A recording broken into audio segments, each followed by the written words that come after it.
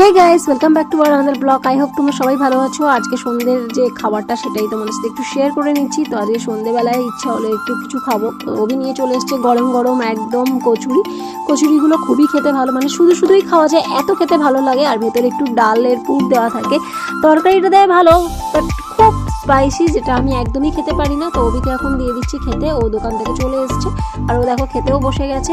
ওর খাওয়া হয়ে গেলে ওর ইচ্ছে হয়েছে আজকে একটু চা খাবে, তো আমি এখন একটু চা বানিয়ে নেবো ওর জন্য। আর মামা এখানে পড়াশুনো করছে, একাই করে নিচ্ছে, দেন আমি বাকিটা ওকে দেখিয়ে দেবো আমার রান্না হয়ে গেলে তারপর।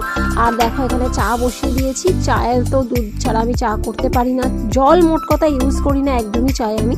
তো দেখো ইলাইচি চাই সবসময় খেয়ে থাকি। তো চা রেডি হয়ে গেছে, চা নামিয়েও নিয়েছি, কালারটাও ভীষণ সুন্দর হয়েছে। আর রাতের জন্য ভাবছি একটু কিছু বসাবো। তো দেখো রাতের জন্য আমি বসিয়ে দিয়েছি ডাল আলু সেদ্ধ আর ভাত আছে। ভিডিওটা কেমন লাগলো অবশ্যই কমেন্ট করবে, আর ভালো লাগলে লাইক কমেন্ট শেয়ার, চ্যানেলটা অবশ্যই সাবস্ক্রাইব করে দেবে।